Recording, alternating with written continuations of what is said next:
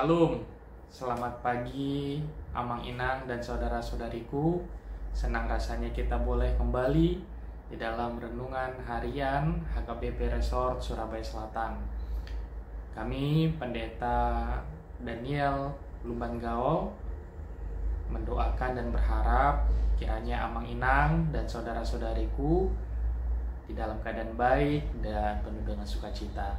Untuk itu, agar kita menambah sukacita kita di hari ini, marilah kita mengawali hari ini dengan terlebih dahulu mendengarkan renungan harian. Mari kita bersatu di dalam doa.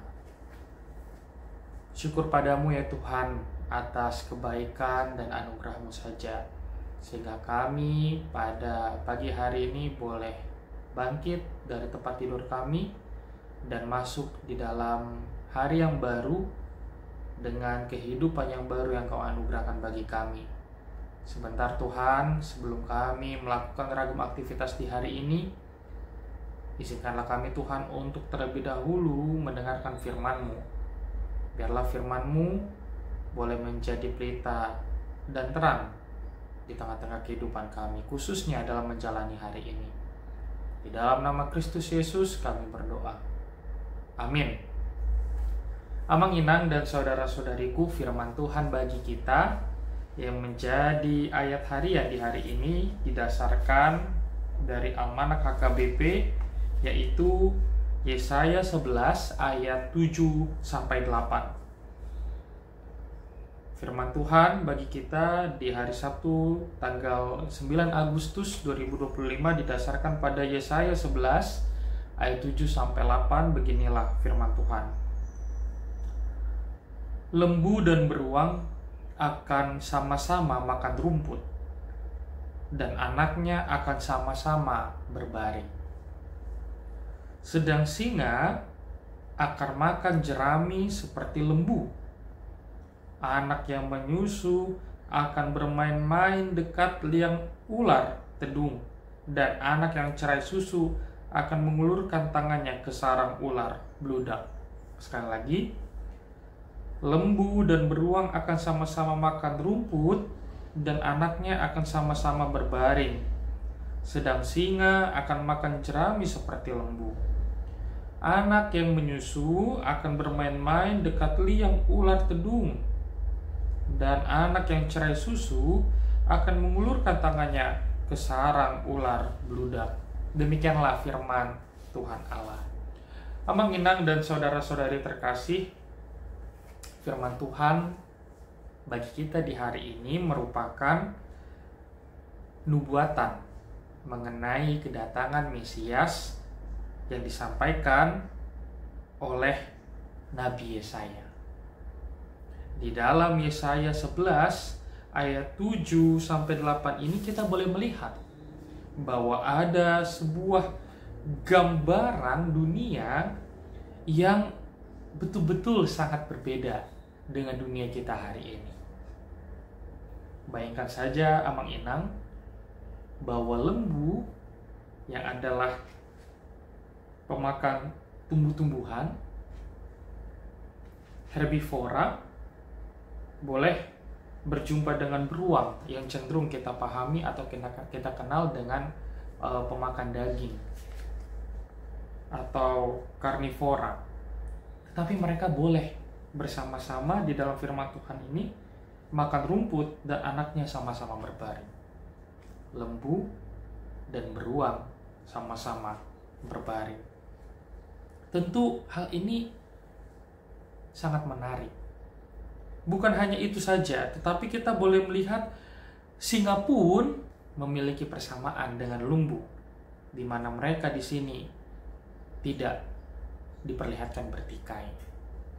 Padahal kita tahu dengan jelas bahwa sering sekali bahkan hewan seperti lembu menjadi sasaran singa.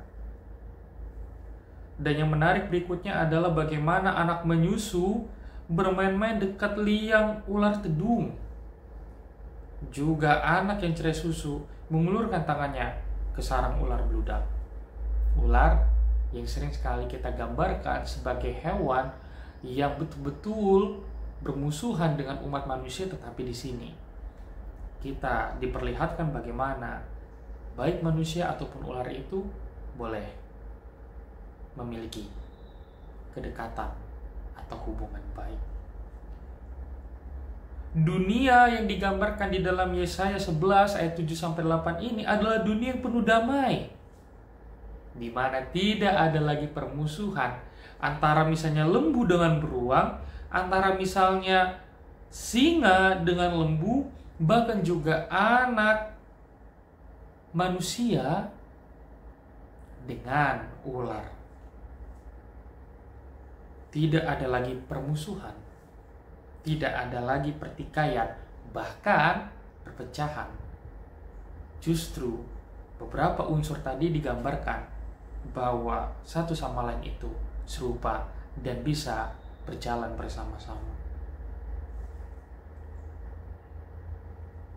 Inilah yang digambarkan oleh Yesaya, Amang Inang dan saudara-saudariku, bagaimana nubuatan yang digambarkan Yesaya digambarkan melalui lembu, melalui beruang dan singa yang akan sama-sama makan rumput. Artinya adalah hewan buas tidak akan lagi menerkam hewan yang tidak buas. Singa tidak lagi menerkam lembu. Dan ini juga yang kita lihat tadi, gambaran lainnya itu anak yang menyusu boleh bermain-main dekat dengan liang ular tedung dan ular tidak akan menggigitnya. Sungguh ini betul-betul mengherankan kalau kita perhatikan bersama-sama dengan seksama bahwa dunia yang demikian itu yang digambarkan Yesaya betul-betul berbeda dengan kita hari ini. Karena hewan buas dan berbisa umumnya merupakan ancaman bagi manusia, merupakan sesuatu yang bisa membahayakan bagi manusia. Tetapi di dalam nubuatan Yesaya 11 ayat 7-8 ini, yang tadinya ancaman itu justru boleh hidup bersama-sama dengan manusia di dalam nubuatan dunia yang akan datang. Tidak ada lagi yang saling mengancam, tidak ada lagi yang saling bermusuhan, karena di dalam Yesaya ini, di dunia akan datang semua ciptaan Tuhan akan hidup dalam damai dan penuh kasih antara satu dengan yang lainnya. Amang Inang dan saudara-saudariku, di tengah-tengah situasi yang kita alami hari ini, mari kita perhatikan secara seksama. Ular atau misalnya singa yang sudah menjadi tabiatnya memangsa hewan lain untuk dapat bertahan hidup, digambarkan oleh Yesaya justru antara pemangsa dan yang dimangsanya boleh hidup bersama-sama berdampingan. Tidak ada lagi yang namanya ancaman. Tidak ada lagi yang namanya menakutkan itu. Padahal kita boleh sama-sama tahu itu adalah tabiat dari hewan-hewan tadi. Sungguh kalau kita perhatikan pada hari-hari belakangan ini, justru manusia yang adalah sebenarnya sesama antara satu dengan yang lain, manusia yang adalah manusia lainnya yang kita memiliki hubungan relasi di dalam masyarakat, yang harus saling mendukung, yang tadinya harus saling menopang. Tetapi hari-hari ini kita boleh memperhatikan bagaimana justru manusia menjadi serigala bagi sesamanya. Manusia justru memangsa manusia yang lainnya. Manusia justru menjadi ancaman bagi manusia yang lainnya. Ini tentu adalah miris. Manusia yang sesungguhnya tabiatnya merupakan makhluk sosial, yang berarti kita memerlukan orang lain, kita memiliki relasi yang sesungguhnya baik dengan orang lain, dengan pribadi lain. Tetapi di tengah-tengah kehidupan kita pun, kita dengan sangat mudah berjumpa dengan manusia yang justru menjadi ancaman bagi manusia yang lainnya. Manusia yang membuat manusia lainnya menderita. Manusia yang membuat manusia lainnya mengalami kesulitan secara ekonomi. Manusia yang membuat manusia lainnya mengalami penindasan, kekerasan, dan hal-hal lain, Amang Inang dan saudara-saudari. Tetapi kita boleh lihat melalui Yesaya 11 ayat 7-8 ini bahwa nubuatan Yesaya ini justru menjadi janji dan penghiburan bagi kita umat Tuhan, bahwa di dalam dunia yang akan datang itu, ketika Mesias datang ke tengah-tengah dunia itu, maka yang tadinya terjadi penindasan, kekerasan, ancaman bagi yang lain, tetapi kita justru hendak disatukan untuk menjadi teman, untuk menjadi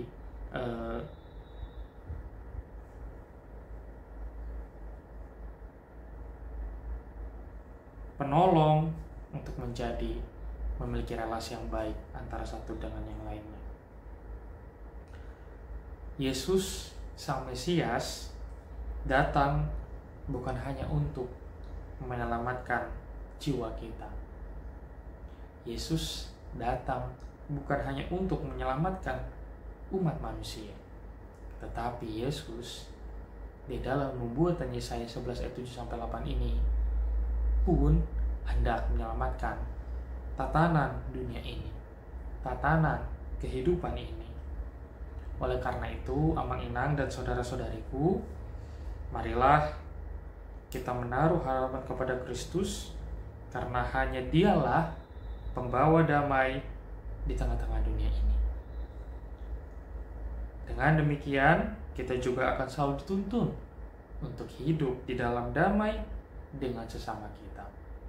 Mari kita lihat Yesaya 11 ayat 7-8 ini membawa sebuah pesan positif. Bagaimana dunia ini adalah sungguh amat indah jika kita boleh saling memperlihatkan kasih. Adalah sungguh amat indah jika jauh daripada kekerasan.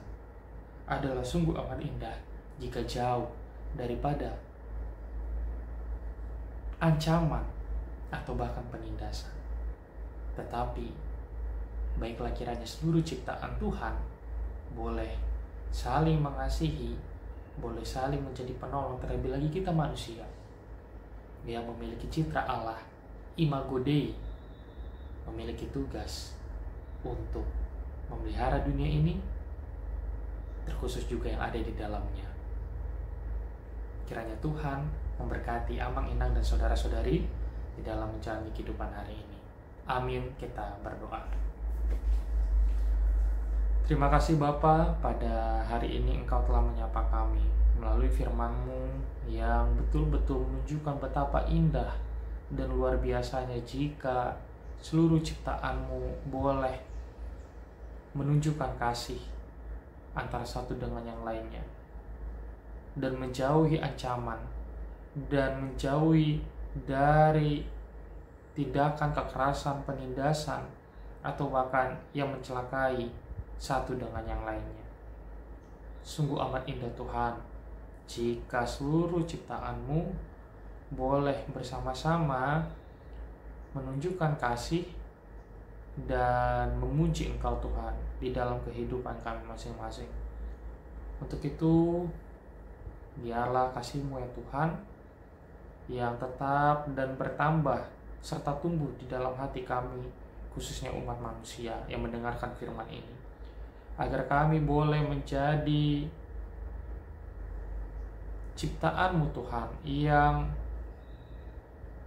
mengimplementasikan kasih di tengah-tengah kehidupan kami, bukan hanya kepada sesama manusia, tetapi bahkan juga Tuhan kepada alam ciptaan-Mu yang lainnya. Karena sungguh amat indah jika kami boleh bersama-sama menikmati dunia yang Tuhan jadikan dan ciptakan ini bagi kami. Mensyukuri Tuhan dan menjauhi dari tindakan yang boleh merusak dunia yang Kau ciptakan begitu amat baik ini. Tuhan, pada hari ini kami juga berdoa agar Tuhan memberkati kehidupan umat-Mu di hari ini. Biarlah Engkau memberikan kesehatan bagi jemaat-Mu yang sedang sakit. Engkau memberikan pertambahan usia bagi jemaat-Mu yang berulang tahun. Dan Engkau Tuhan yang memberkati pekerjaan-pekerjaan jemaat-Mu, agar kami Tuhan boleh bersuka cita menjalani kehidupan di hari ini. Demikian juga Tuhan bagi yang sedang berduka cita. Biarlah Engkau Tuhan yang menghiburkan, agar kami semua Tuhan boleh semakin bersuka cita, boleh semakin memuji-muji nama-Mu di tengah-tengah kehidupan kami. Pun dalam kegiatan kami hari ini, sepanjang hari ini kami serahkan kepada Tuhan saja, agar Engkau yang memimpin kami, sehingga kami boleh menjalani kehidupan kami dengan sebaik-baiknya.